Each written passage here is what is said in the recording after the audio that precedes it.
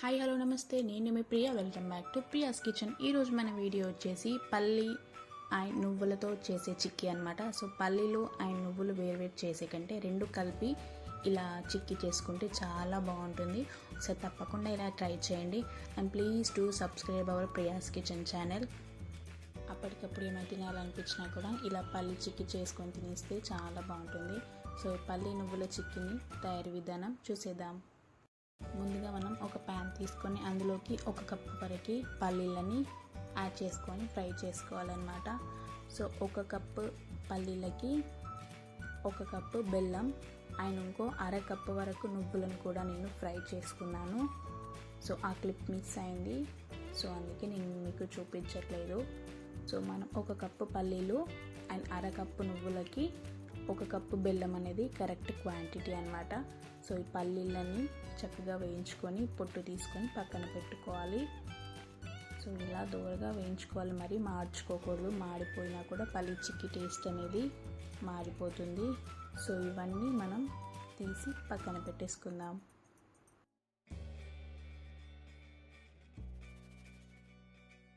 So next అదే ప్యాన్లో 1 cup వరకు మనం బెల్లంని యాడ్ చేసుకుందాం.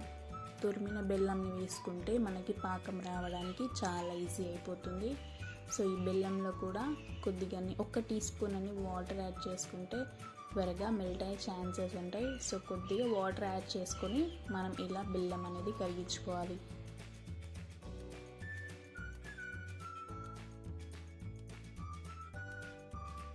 ఈ బెల్లం కరిగిపోయేలోపు మనం పల్లీల పొట్టుని తీసుకుందాం. ఈ పల్లీలని చల్లారాక ఇలా పొట్టు తీసుకోవాలన్నమాట.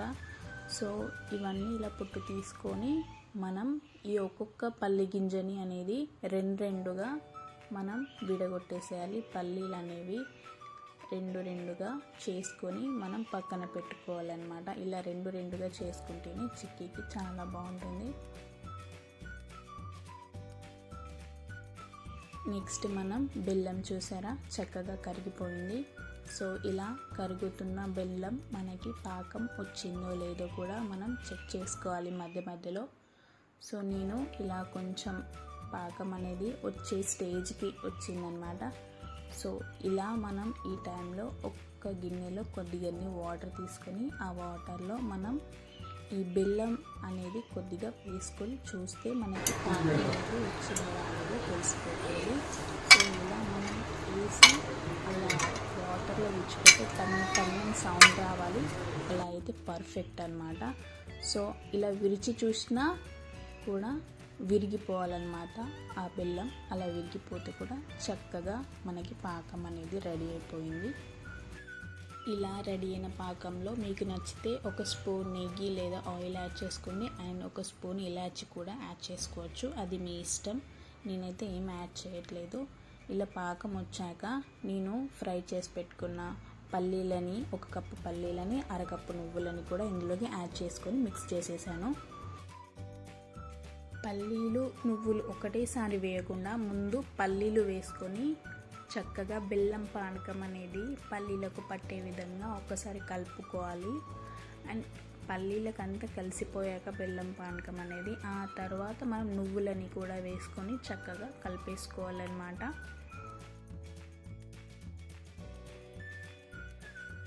ఇలా మనం నువ్వులను వేసుకున్న తర్వాత ఒకసారి చక్కగా కలుపుకోవాలి. సో నువ్వులు వేసాక ఏమాత్రం లేట్ చేయకుండా స్టవ్ ఆపేసి మనం ఒక చాపింగ్ బోర్డ్కి ఆయిల్ అన్న నెయ్యిని అప్లై చేసి మనం చేసుకున్న మిశ్రమాన్ని ఆ చాపింగ్ బోర్డ్ పైన వేసేయాలన్నమాట.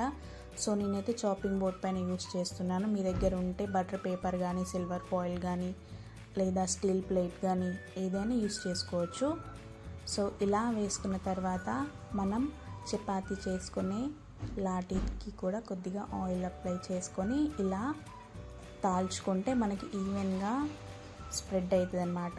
సో ఏమాత్రం ఆలస్యం చేయకుండా ఇలా కొద్దిగా వేడిగా ఉన్న టైంలోనే మనం పీసెస్ లాగా కట్ చేసుకోవాలి. అది చిక్కీ చల్లారిపోతే మాత్రం పీసెస్లా కట్ చేసుకోవడానికి వీలు కాదు. సో ఇప్పుడే మనం పీసెస్ లాగా కట్ చేసుకోవాలి.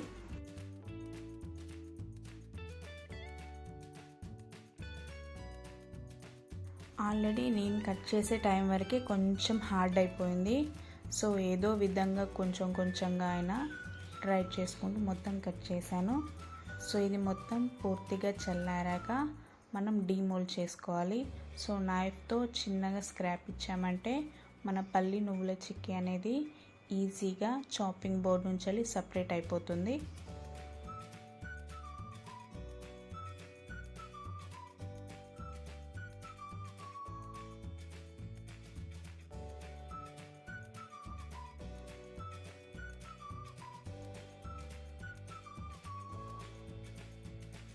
పూర్తిగా చల్లారాక మాత్రమే మనం వీటిని డీమోల్డ్ చేసుకోవాలి.